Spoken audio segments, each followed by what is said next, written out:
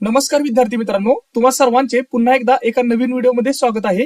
ह्या व्हिडिओमध्ये आपण एनडीए 2024 साठी ऍप्लिकेशन फॉर्म कशा पद्धतीने फिलअप करायचा आहे आणि एनडीए चा फॉर्म भरण्यासाठी जे वन टाइम रजिस्ट्रेशन लागतं ते तुम्हाला कशा पद्धतीने करायचं आहे याबद्दल सविस्तर माहिती आपण ह्या व्हिडिओमध्ये घेणार आहोत।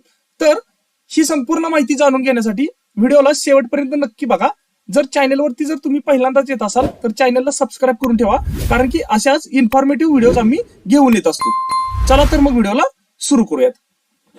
एनडीए चा फॉर्म भरण्याआधी सर्वप्रथम तुम्हाला यूपीएससीच्या ऑफिशियल वेबसाईटवरती तुम्हाला वन टाइम रजिस्ट्रेशन म्हणजेच ओटीआर साठी तुम्हाला रजिस्ट्रेशन करावं लागतं आणि हे वन टाइम रजिस्ट्रेशन जे असतं ते तुम्हाला फक्त लाईफ मध्ये एकदाच करावं लागतं। त्यानंतर यूपीएससी अंतर्गत तुम्ही ज्या काही एक्झाम्स देणार असाल तर त्या एक्झामसाठी तो ओटीआरचा जो आयडी आहे तुम्हाला आणि पासवर्ड तो तुम्हाला पुढील एक्झामचा फॉर्म भरण्यासाठी वापरता येतो।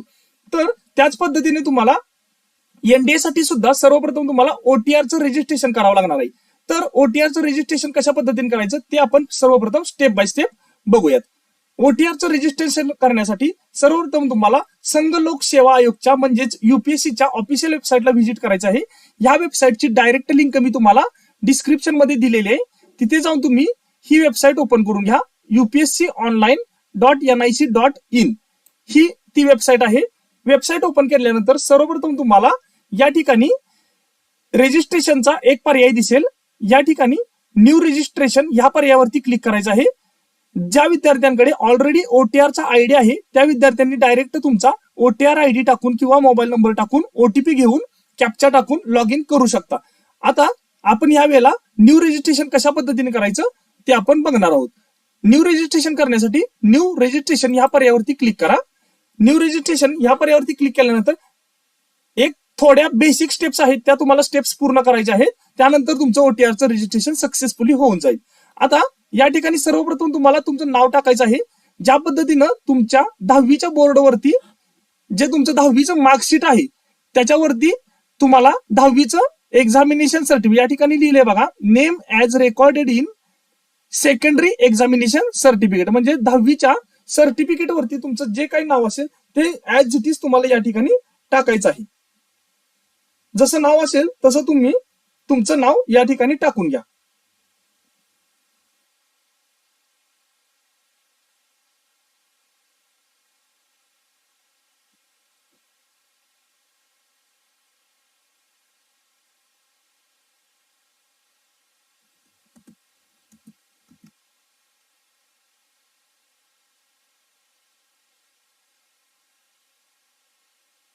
नंतर या ठिकाणी पुन्हा एकदा नाव टाकून घ्या।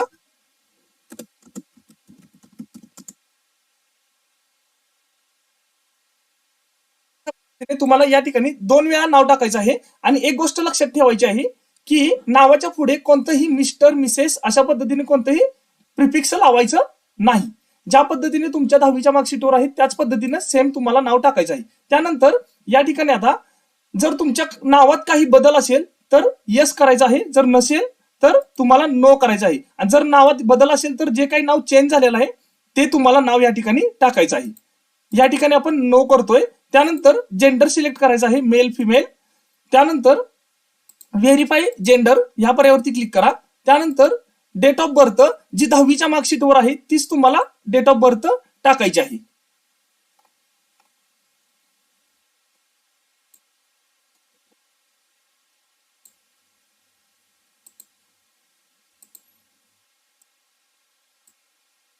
त्यानंतर व्हेरीफाय डेट ऑफ बर्थ मध्ये पुन्हा एकदा डेट ऑफ बर्थ टाकून घ्या। त्यानंतर वडिलांचं नाव या ठिकाणी तुम्हाला टाकायचं आहे। 10वीच्या सर्टिफिकेट वरती जसं काय वडिलांचं नाव आहे त्या पद्धतीने वडिलांचं नाव टाकून घ्या। त्यानंतर वडिलांचं नाव व्हेरीफाय करा। 10वीच्या मार्कशीट वरती आईचं जे नाव असेल ते नाव टाकून घ्या। त्यानंतर व्हेरीफाय मदर्स नेम यामध्ये व्हेरीफाय करून घ्या। त्यानंतर मायनॉरिटी स्टेटस मध्ये जर तुम्ही मायनॉरिटी मधून येत असाल तर यस करा, नसाल तर नो करा। त्यानंतर तुमचा एक रजिस्टर मोबाईल नंबर या ठिकाणी टाकून घ्या। इंटरनेट मोबाईल नंबर टाकायचा असेल तर टाका, त्यानंतर तुमचा एक जो काही ईमेल आयडी फिक्स असेल तो ईमेल आयडी या ठिकाणी टाकून घ्या.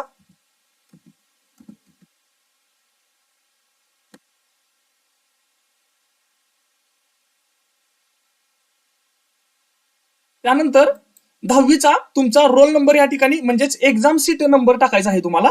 जो काही तुमचा 10वीच्या मार्कशीट वरती नंबर आहे तो व्यवस्थित पद्धतीने टाकून घ्या.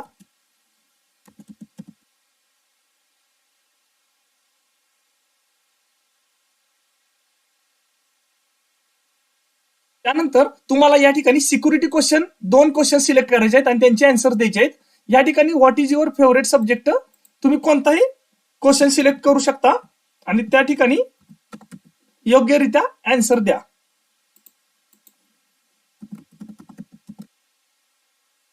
त्यानंतर तुम्हाला जो स्क्रीनवरती कॅप्चा दिसतोय तो कॅप्चा व्यवस्थित पद्धतीने टाकून घ्या.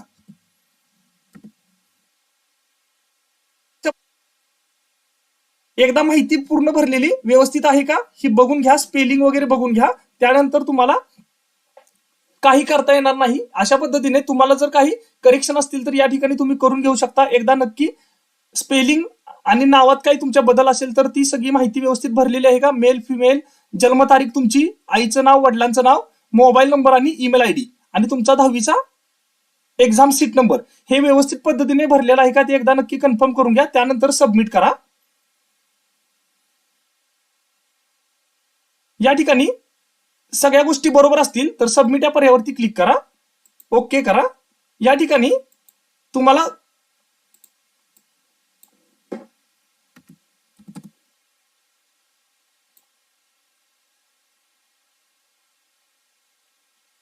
त्या पद्धतीने तुमचे रजिस्ट्रेशन जे झालेलं आहे वन टाइम रजिस्ट्रेशन या ठिकाणी तुम्ही बघू शकता. Personal information for new registration या ठिकाणी तुम्हाला अजून एकदा एक चान्स भेटतो. तुमचं रजिस्ट्रेशनची जी माहिती भरलेली आहे ती एकदा चेक करा.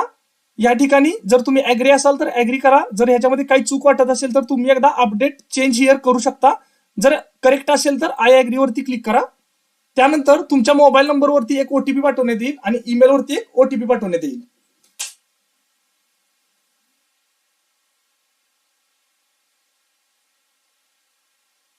रजिस्ट्रेशन मोबाईल नंबरवरती ओटीपी आलेला आहे तो ओटीपी या ठिकाणी टाकून घ्या.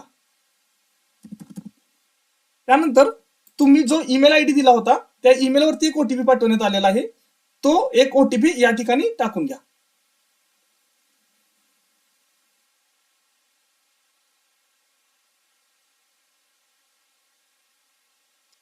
व्हेरीफाय ओटीपी या पर्यायावरती क्लिक करा. व्हेरीफाय झाल्यानंतर one time registration submitted successfully अशा पद्धतीने तुम्हाला एक मेसेज येईल आणि हा जो असणार आहे तो तुमचा असणार आहे ओटीआर आयडी. म्हणजेच हा आयडी यूज करून तुम्हाला आता तुमचा ऍप्लिकेशन फॉर्म भरायचा आहे. या ठिकाणी तुम्हाला याची एक हार्ड कॉपी प्रिंट आउट करून ठेवायची आहे जेणेकरून भविष्यामध्ये तुम्हाला याची गरज पडू शकते. जर समजा तुमचं यावर्षी एनडीए मध्ये सिलेक्शन झालं नाही किंवा तुम्हाला एक्झाम क्वालिफाय झाली नाही तर तुम्ही पुढच्या वर्षी एनडीए ची एक्झाम देऊ शकता. तर त्यासाठी तुम्हाला यावर्षी केलेलं ओटीआरचं रजिस्ट्रेशन आणि त्याचा आयडी गरजेचा असतो. कारण की तुम्हाला हे वन टाइम रजिस्ट्रेशन हे एकदाच करायचं असतं. ह्याचा फायदा काय आहे की तुम्हाला पुढच्या वेळेला फॉर्म भरताना तुम्हाला ह्याच आयडी नुसार लॉग इन करायचं असतं आणि नवीन फॉर्म भरायचा असतो. त्यासाठी तुम्हाला स्पेशल परत एकदा वन टाइम रजिस्ट्रेशन करावं लागत नाही. म्हणून हा वन टाइम रजिस्ट्रेशनचा आयडी जपून ठेवा. म्हणजेच तुम्हाला ह्याची हे जे पेज दिसतंय याची एक प्रिंटआउट काढून ठेवायची आहे. अशा पद्धतीने पीडीएफ तुमच्या समोर ओपन होईल. ह्याची एक हार्ड कॉपी तुम्ही तुमच्या समोर काढून ठेवा जेणेकरून तुम्हाला भविष्यामध्ये याचा उपयोग होईल.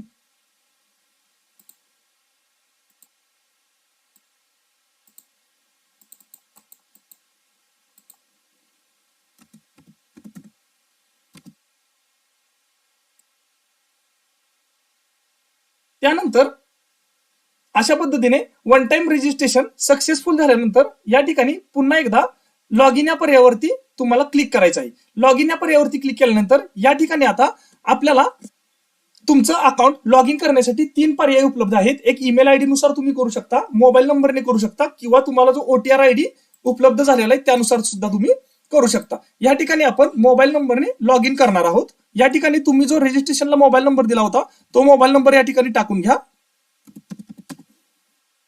त्यानंतर गेट ओटीपी या पर्यायावरती क्लिक करा. गेट ओटीपी पर्यायावरती क्लिक केल्यानंतर तुमच्या मोबाईल नंबरवरती एक ओटीपी पाठवण्यात येईल.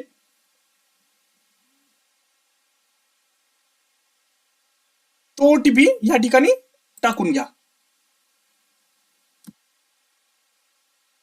ओटीपी टाकल्यानंतर खाली दिसतोय तो कॅप्चा व्यवस्थित पद्धतीने टाकून घ्या.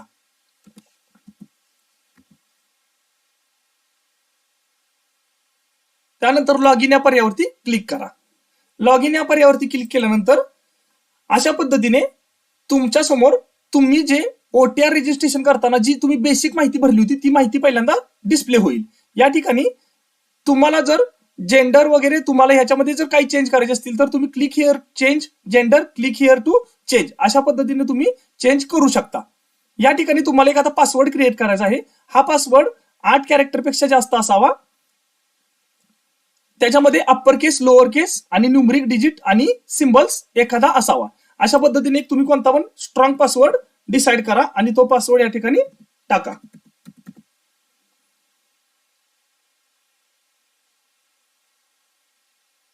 पासवर्ड टाकल्यानंतर सबमिट या पर्यायावरती क्लिक करा. सबमिट केल्यानंतर या ठिकाणी आता लेटेस्ट नोटिफिकेशन ह्या पर्यायावरती तुम्हाला क्लिक करायचं आहे. लेटेस्ट नोटिफिकेशन ह्या पर्यायावरती क्लिक केल्यानंतर या ठिकाणी 2 प्रकारचे एक्झामिनेशन असणार आहेत. एक असणार आहे ती एनडीए ची एक्झाम असणार आहे, national defence academy and naval academy examination 2024 आणि दुसरे असणार आहे ते असणार आहे सीडीएस ची एक्झाम म्हणजे कंबाइंड डिफेन्स सर्व्हिस. आपण ह्यामध्ये सर्वप्रथम एनडीए चा फॉर्म कशा पद्धतीने भरायचा आहे हे आपण डिटेल्स मध्ये बघूयात. आता या ठिकाणी एनडीएचा जो ऑप्शन दिसतोय खाली या ठिकाणी एनडीएचा फॉर्म भरण्याची अंतिम तारीख काय आहे 9 जानेवारी 2024 पर्यंत तुम्ही हा फॉर्म भरू शकता म्हणजे 6 वाजेपर्यंत. ही महत्वाची गोष्ट आहे सगळ्यात. तुम्ही जर एनडीएचा फॉर्म भरत असाल तर तुमच्यासाठी अंतिम तारीख आहे 9 जानेवारी 2024. अशा पद्धतीने तुम्हाला या ठिकाणी आता एकूण 2 पार्ट पूर्ण करायचे. त्याच्यामध्ये पहिला पार्ट पूर्ण झाल्यानंतर या ठिकाणी नॉट ऍक्टिव्ह जे ऑप्शन दिसतोय ना हा नॉट ऍक्टिव्ह या ठिकाणी ऍक्टिव्ह झालेलं दिसेल. आता त्यासाठी सर्वप्रथम तुम्हाला या ठिकाणी एक ऑप्शन दिसतोय अपडेट एडिट ओटीआर म्हणजे वन टाइम रजिस्ट्रेशन जर तुम्हाला एडिट करायचं असेल तर तुम्ही करू शकता. आणि हे जर तुमचं कंप्लीट झालेलं असेल तर या ठिकाणी आता click here for part first complete झाल्यानंतर या ठिकाणी पार्ट सेकंड तुम्हाला ओपन होतोय. आता पार्ट फर्स्ट पूर्ण करण्यासाठी पार्ट फर्स्ट वरती क्लिक करा. वरती क्लिक केल्यानंतर अशा पद्धतीने एक पीडीएफ ओपन होईल. एक तुम्हाला इन्स्ट्रक्शन्स आहेत त्या इन्स्ट्रक्शन्स व्यवस्थित पद्धतीने वाचून घ्या आणि या ठिकाणी यस या पर्यायावरती क्लिक करा. यस या पर्यायावरती क्लिक केल्यानंतर या ठिकाणी पार्ट फर्स्ट पूर्ण करायचं आहे, त्यानंतर पेमेंट करायचं आहे आणि तुमचा जो फोटोग्राफ आणि सिग्नेचर आहे ते तुम्हाला अपलोड करायचं आहे. या ठिकाणी सर्वप्रथम बेसिक माहिती तुमची ओटीआर कडून आहे अशी घेतली जाईल. त्यानंतर नॅशनॅलिटी इंडियन आणि या ठिकाणी वैवाहिक स्थिती आपोआपच अनमॅरिड दाखवेल कारण की हा फॉर्म फक्त अनमॅरिड कॅन्डिडेट साठी असणार आहे. आता सर्वप्रथम मुद्दा कम्युनिटी म्हणजे तुम्ही जनरल मधून येता, ओबीसी मधून येता, एससी मधून येता का एसटी मधून येता. तर या ठिकाणी एक महत्वाची नोटीस आहे फी बाबत की एक्झामिनेशन फी जी असणार आहे ती fee examination is admissible only to SC ST oblique female candidates and the candidates who are wards of JCO, NCO, other rank officers. म्हणजे एससी एसटी आणि फिमेल कॅन्डिडेट साठी या ठिकाणी फी नसणार आहे आणि जे जेसीओ एनसीओ अदर रँक ऑफिसर्सचे वॉर्ड्स आहेत त्यांच्यासाठी पण फी नसणार आहे. या ठिकाणी आता सर्वप्रथम जर तुम्ही जनरल मधून येत असाल तर जनरल सिलेक्ट करा, जर तुम्ही ओबीसी मधून येत असाल तर ओबीसी मधून सिलेक्ट करा. जर आता ही पहिली सर्वात महत्वाची गोष्ट म्हणजे जर तुम्ही ओबीसी सिलेक्ट केलं, जर तुम्ही कॅटेगरी ओबीसी मधून येत असाल, आता ही ओबीसी ही जी कास्ट असते त्याच्यामध्ये एसबीसी चे पण लोक येतात, बऱ्याच कास्टची लोक ओबीसी मध्ये सेंट्रल लेवलला धरली जातात. तर या ठिकाणी फक्त तुम्हाला कास्टमध्ये ओबीसी एससी आणि एसटी दाखवल. जर एससी एसटी आणि जनरल सोडून जर तुम्ही कोणत्या कॅटेगरीत येत असाल तर तुम्हाला ओबीसी सिलेक्ट करावं लागणार आहे. आणि ओबीसी मध्ये सर्वात महत्वाचा एक डॉक्युमेंट लागतो तो म्हणजे नॉन क्रिमिलरचा. जर तुमच्याकडे नॉन क्रिमिलर असेल तर तुम्ही नो करा. म्हणजे नो म्हणजे काय नॉन क्रिमिलर, नोचा अर्थ नो क्रिमिलेअर. आणि जर तुम्ही यस क्रिमिलेअर केलं ना समजून चाला, तर ही एक महत्वाची गोष्ट आहे सर्वात ओबीसीच्या कॅन्डिडेटसाठी.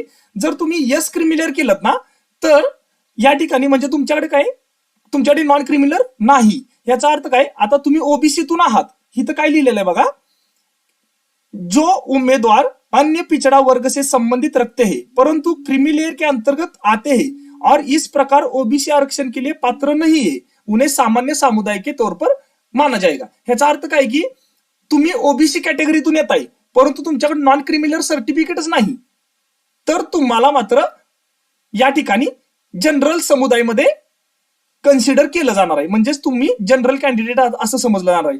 त्यामुळे तुमच्याकडे ओबीसीच्या कॅन्डिडेटने एक महत्वाची सूचना लक्षात ठेवा, ओबीसी कॅन्डिडेटकडे नॉन क्रिमिनल सर्टिफिकेट असणं गरजेचं आहे. या ठिकाणी आता ओबीसी कॅन्डिडेट जर तुम्ही असाल तर या ठिकाणी तुम्ही नो करायचं आहे आणि त्यानंतरच तुम्हाला ओबीसीचं आरक्षण किंवा ओबीसीची जी काही फॅसिलिटी असेल ती गव्हर्नमेंट कडून मार्कांमध्ये वगैरे सूट भेटणार आहे. ओबीसी कॅन्डिडेट इथं बघू शकता तुम्ही, इतर मागासवर्गीय लोक जे असतात त्यांच्यासाठी आरक्षण का दावा करने वाले उम्मीदवारों को यह सुनिश्चित कर लेना है की प्रमाण पत्र अंतिम तिथी या अंतिम तिथी से पहले जारी किए गए हैं. म्हणजे तुमच्याकडे नॉन क्रिमिनल असणं गरजेचं आहे. या ठिकाणी ओबीसी असाल तर नो करा आणि नॉन क्रिमिनल सर्टिफिकेटचा या ठिकाणी तुम्हाला नंबर टाकायचा आहे. हा सर्टिफिकेटचा नंबर तुमच्या सर्टिफिकेटवरती असतो किंवा बारकोडच्या खाली नंबर दिलेला असतो, त्या ठिकाणी तुम्ही सर्टिफिकेट नंबर टाका. त्यानंतर सामुदायिक प्रमाणपत्र जारी करने वाले प्राधिकरण का पदनाम, म्हणजे ज्या ठिकाणी तहसीलदार येईल तुमचं, तहसील तुमचा जो काय असेल तो तहसील टाका. त्यानंतर सामुदायिक प्रमाणपत्र डिक्लेरेशन, तुम्हाला सर्टिफिकेट कधी भेटलं त्याची तारीख पण सर्टिफिकेटवर भेटते, ती तारीख व्यवस्थित पद्धतीने टाकून घ्या.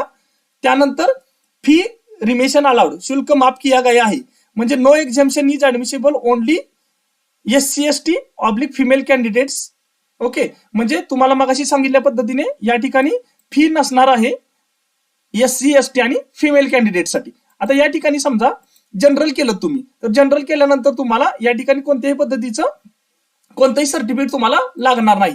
त्यानंतर SC ST ला तुम्हाला कास्ट सर्टिफिकेट महत्वाचं लागणार आहे. त्यानंतर कास्ट सर्टिफिकेट जारी करणारी ऑथॉरिटी म्हणजेच ते पण तहसीलदार कार्यालय असतं, त्या ठिकाणी तहसीलदार कार्यालयाचं नाव टाका तुमचं जे काय असेल ते, आणि जेव्हा तुम्हाला सर्टिफिकेट भेटलं त्याची तारीख टाका. आणि त्यानंतर शुल्क माफ किया गया आहे, या ठिकाणी तुम्ही आपोआप बघू शकता, यस हा ऑप्शन तुम्हाला दाखवतो. मी सॅम्पलसाठी हा फॉर्म भरतोय पहिल्यांदा. आता या ठिकाणी SC कॅटेगरी सिलेक्ट केली आपण. SC कॅटेगरी सिलेक्ट केल्यानंतर तुम्हाला या ठिकाणी कास्ट सर्टिफिकेट नंबर टाकायचा आहे आणि या ठिकाणी तुम्हाला तहसीलचं तुमच्या नाव टाकायचं आहे. आणि जर तुम्ही जनरल मधून येत असाल तर जनरल सिलेक्ट करा आणि तुम्हाला पुढे जाऊन या ठिकाणी 100 रुपयाचं चलन भरायचं आहे, जेणेकरून तुम्हाला तुमचा फॉर्म सबमिट करता येईल. या ठिकाणी आता SC सिलेक्ट केल्यानंतर या ठिकाणी तुम्ही सर्टिफिकेट नंबर तुम्ही तुमचा टाकू शकता. सर्टिफिकेट टाकल्यानंतर या ठिकाणी तुमचं जे काय असेल ते तहसीलदार कार्यालयाचं नाव टाका, जे काही जारी केलेली तारीख असेल ती तारीख टाकून घ्या.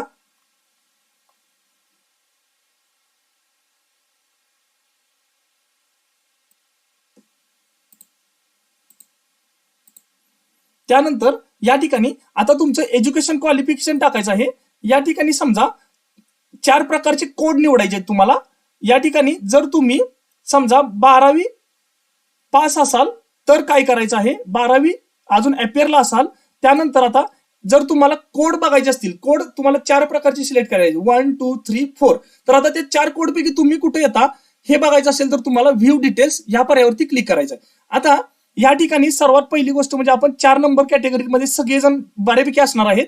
जे विद्यार्थी आता बघा इथं बघू शकता 4 नंबरचा अर्थ काय आहे की appeared oblique appearing at 12th class of 10th+2 pattern of school education.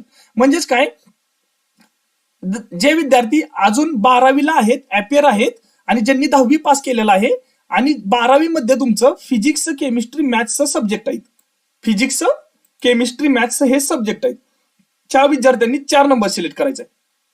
आता त्यानंतर जे विद्यार्थी 12वीला आहेत परंतु but not having physics chemistry maths together subject in 12th class, म्हणजेच 12वीला आहेत परंतु फिजिक्स केमिस्ट्री मॅथ्स सब्जेक्ट नाहीत. म्हणजे काय थोडक्यात की हे लोक कॉमर्स आणि आर्ट साईडचे असतात, त्या विद्यार्थ्यांनी 3 नंबर सिलेक्ट करायचा आहे. आणि त्याच नंतर वरचे 2 पार्ट सेम आहेत की जे विद्यार्थी आता पास झालेत, 12वी पास झालेले आहेत परंतु त्यांचा सायन्स साइड नाही, म्हणजे फिजिक्स केमिस्ट्री मॅथ्स सब्जेक्ट नाही बट नॉट, त्या विद्यार्थ्यांनी 1 सिलेक्ट करायचे, म्हणजे आर्ट कॉमर्सच्या विद्यार्थ्यांनी.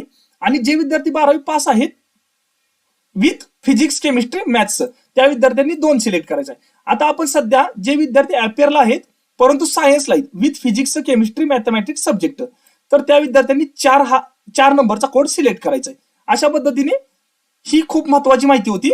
आता त्या ठिकाणी इथं बघू शकता तुम्ही select qualification appeared at 12th class with physics chemistry mathematics हे सिलेक्ट करा तुम्ही. त्यानंतर आता तुमचा ऍड्रेस जो आहे तो ऍड्रेस या ठिकाणी व्यवस्थित पद्धतीने टाकून घ्या.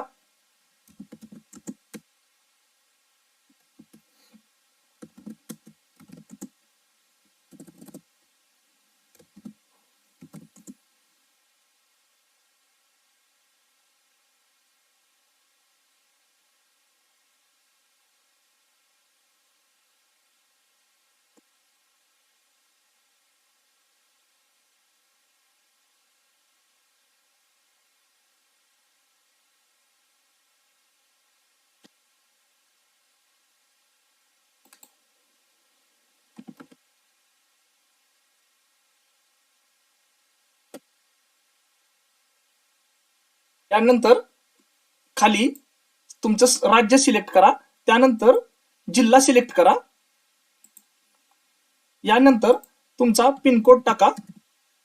पिनकोड टाकल्यानंतर या ठिकाणी तुम्हाला तुमचा मोबाईल नंबर टाकायचा असेल तर टाका, नसेल तर सोडून द्या. अशा पद्धतीने पत्ता पूर्णपणे भरल्यानंतर या ठिकाणी कंटिन्यू या पर्यायावरती क्लिक करायचं आहे. एकदा तुम्ही भरलेली माहिती बरोबर आहे का ही चेक करा. त्यानंतर कंटिन्यू या पर्यायावरती क्लिक करा. कंटिन्यू या पर्यायावरती क्लिक केल्यानंतर या ठिकाणी तुम्हाला तुमचा एक आयडी प्रूफ द्यायचा आहे. या ठिकाणी तुम्ही आयडी प्रूफ मध्ये school ID card, Aadhaar card, driving licence, PAN card, passport किंवा कोणताही एक गव्हर्नमेंट आयडी तुम्ही देऊ शकता किंवा तुम्ही मतदान कार्ड पण देऊ शकता. या ठिकाणी जनरली आधार कार्डवरती सिलेक्ट करा.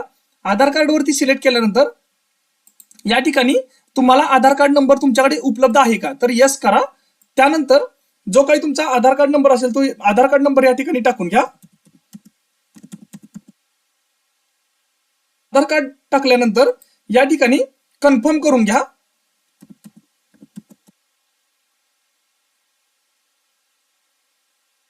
त्यानंतर या ठिकाणी तुम्हाला आधार कार्डची पीडीएफ फॉर्मॅटमध्ये फाईल अपलोड करायची आहे. फाईल अपलोड करताना तुम्हाला साईज नेमकी किती लागणार आहे या संदर्भात या ठिकाणी तुम्हाला काही सूचना दिलेल्या आहेत. त्या सूचना व्यवस्थित पद्धतीने वाचून घ्या. या ठिकाणी बघितल्यानंतर तुमच्या लक्षात येईल की तुमची जे काही आयडेंटिटी प्रूफ आहे किंवा आधार कार्ड आहे त्याचा फॉर्मॅट हा पीडीएफ असावा आणि त्याची साईज ही 20 KB ते 300 KB मध्ये असली पाहिजे. या ठिकाणी तुम्ही तुमचे डॉक्युमेंट्स बनवून तयार ठेवा जेणेकरून या ठिकाणी तुम्हाला कोणती अडचण येणार नाही. तुमचे आधार कार्ड पीडीएफ फॉर्मॅटमध्ये आणि 20 KB ते 300 KB ह्या साईज मध्ये असावीत. या ठिकाणी तुमचे आधार कार्ड अपलोड करा.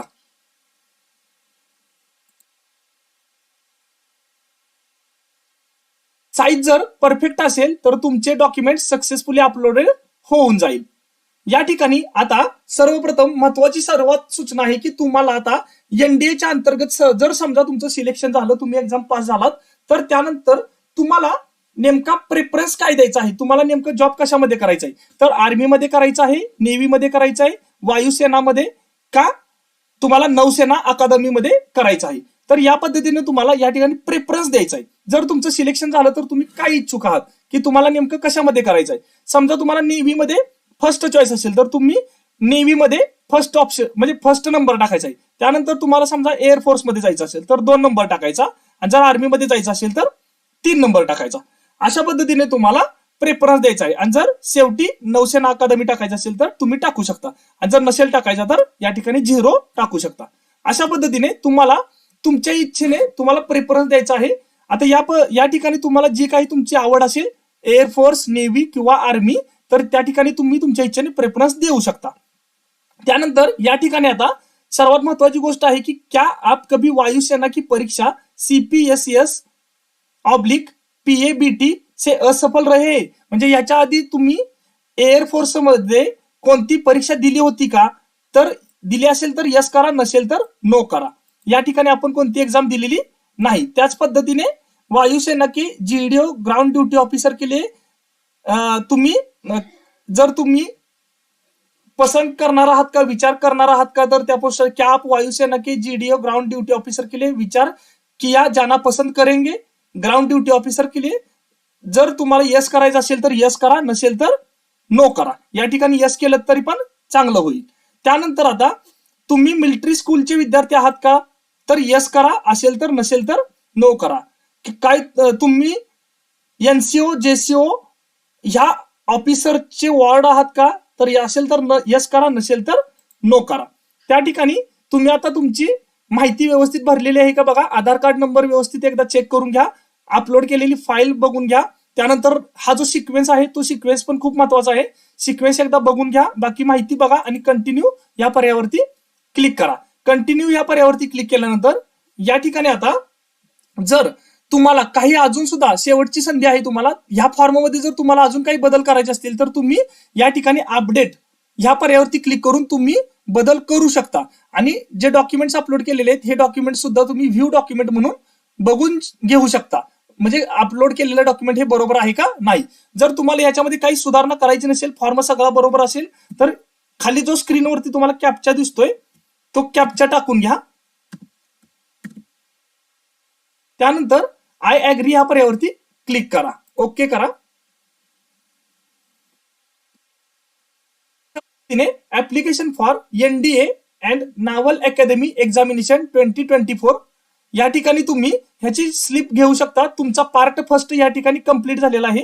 You have completed the part first registration of the online application process. Online application प्रोसेसचा पार्ट फर्स्ट पूर्ण झालेला आहे.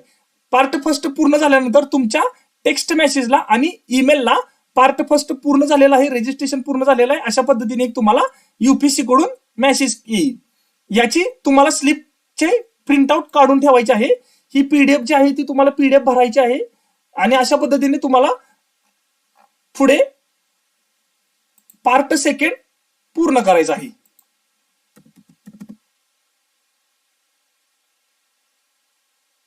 या ठिकाणी upload photograph and signature image या ठिकाणी तुम्हाला क्लिक करायचं आहे. आता या ठिकाणी तुमचा फोटोग्राफ हा रिसेंट असला पाहिजे, बॅकग्राऊंड व्हाईट असावी. त्यानंतर तुमची फोटोची साईज ही किती केबी असली पाहिजे, मिनिमम आणि मॅक्झिमम, याबद्दल तुम्हाला या ठिकाणी माहिती दिलेली आहे.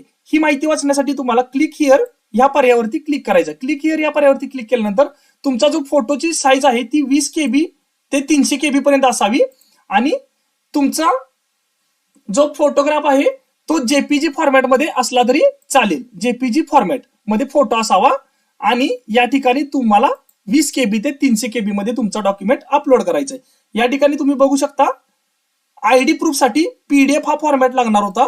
फोटोग्राफ आणि सिग्नेचर साठी जेपीजी किंवा जेपीईजी फॉर्मॅट असेल तरी पण चालेल. या ठिकाणी तुम्हाला तुमचा रिसेंट फोटोग्राफ अपलोड करायचा आहे. फोटोग्राफ अपलोड झालेला आहे. त्यानंतर तुम्हाला तुमची सिग्नेचर अपलोड करायची आहे. सिग्नेचर पण अपलोड झालेली आहे. या ठिकाणी अपलोड इमेज या पर्यायावरती क्लिक करा. अशा पद्धतीने तुमचा फोटो आणि सिग्नेचर सक्सेसफुली अपलोड झालेले असेल. त्यानंतर तुमची सिग्नेचर आणि फोटोग्राफ एकदा चेक करून घ्या. जर काही बदल असेल तर बदल करू शकता. त्यानंतर तुम्हाला कंटिन्यू या पर्यायावरती क्लिक करायचं आहे. कंटिन्यू या पर्यायावरती क्लिक केल्यानंतर या ठिकाणी तुमचा पार्ट फर्स्ट आणि पार्ट सेकंड मधला अपलोड फोटोग्राफ अँड सिग्नेचर हा पार्ट पूर्ण झालेला आहे. आता शेवटची स्टेप आपल्याला करायची आहे ती म्हणजे सेंटर सिलेक्शन, म्हणजे तुमचं एक्झाम सेंटर सिलेक्ट करायचं आहे. सेंटर सिलेक्शन या पर्यायावरती क्लिक करा. सेंटर सिलेक्शन या पर्यायावरती क्लिक केल्यानंतर सिलेक्ट एक्झाम सेंटर या पर्यायावरती क्लिक करायचं आहे आणि या ठिकाणी तुमच्या जवळचे परीक्षा केंद्र तुम्हाला सिलेक्ट करायचं आहे. या ठिकाणी आपल्याला पुणे हे जवळचं सेंटर असणार आहे महाराष्ट्राच्या विद्यार्थ्यांसाठी, तर त्या ठिकाणी पुणे सिलेक्ट करा. त्यानंतर डिक्लेरेशन तुम्हाला द्यायचं आहे. या ठिकाणी सर्व टर्म्स कंडिशन्स वाचून I have read declaration and agree या पर्यायावरती क्लिक करा आणि तुमचं फायनल सबमिट करा. अशा पद्धतीने तुमचा नॅशनल डिफेन्स साठीचा जो फॉर्म आहे एनडीए साठी तो तुमचा फॉर्म कंप्लीट झालेला आहे. या ठिकाणी तुम्हाला फॉर ऍप्लिकेशन स्टेटस या ठिकाणी तुम्हाला क्लिक करायचं आहे. या ठिकाणी क्लिक केल्यानंतर तुम्ही जो फॉर्म भरला होता त्या फॉर्मची प्रिंटआउट काढून ठेवायची आहे तुमच्याकडे जपून. या ठिकाणी क्लिक हिअर या पर्यायावरती क्लिक करा. क्लिक हिअर या पर्यायावरती क्लिक केल्यानंतर तुमच्या समोर तुमचा फॉर्म ओपन होईल. यानंतर खाली प्रिंट या ऑप्शनवरती क्लिक करायचं आहे आणि ही पीडीएफ तुम्हाला हार्ड कॉपी करून झेरॉक्स मारून तुमच्याकडे ठेवायची आहे.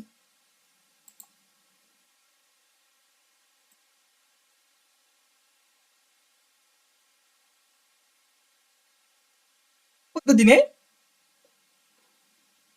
एनडीए 2024 साठीचे तुमचे ऍप्लिकेशन पूर्ण झालेले आहे. त्यानंतर तुमचे परीक्षा जेव्हा असणार आहे त्याच्या आधी 7 दिवस आधी तुमच्या ईमेल आयडी वरती तुम्हाला तुमचे ऍडमिट कार्ड पाठवले जाईल. ऍडमिट कार्ड कोणतंही पोस्टाने पाठवलं जात नाही. तुम्हाला तुमच्या ईमेल आयडी वरून तुमचं ऍडमिट कार्ड डाउनलोड करावं लागतं आणि त्याची प्रिंटआउट घेऊन तुम्हाला परीक्षेला जाणं गरजेचं आहे. आणि त्याच्यासोबत एक तुमचं आधार कार्ड ओरिजिनल आणि आधार कार्डची झेरॉक्स पण असणं गरजेचं आहे, जेणेकरून तुम्हाला परीक्षा केंद्रावरती कोणताही त्रास होणार नाही. एक आयडी प्रूफ आणि तुमचं हॉल तिकीट, अशा पद्धतीने तुम्हाला परीक्षा केंद्रावरती वेळेत तुम्हाला पोहोचायचं आहे. अशा पद्धतीने ही संपूर्ण प्रोसेस एनडीएच्या ऍप्लिकेशन फॉर्मची आहे. जर तुम्हाला ह्याच्यामध्ये काही शंका वाटत असेल कोणत्याही कॅटेगरीच्या विद्यार्थ्यांनी, तुम्ही आम्हाला कमेंट बॉक्समध्ये नक्की सांगा. तुम्हाला 100% हेल्प केली जाईल. जर तुम्हाला ह्याच्यामधून काही गोष्टी समजल्या नसतील त्या सुद्धा तुम्ही आम्हाला कमेंट बॉक्समध्ये विचारू शकता. आणि हा व्हिडिओ जर तुम्हाला आवडला असेल तर व्हिडिओला एक नक्की लाईक करा आणि जास्तीत जास्त विद्यार्थी मित्रांसोबत शेअर करा. Thank you so much.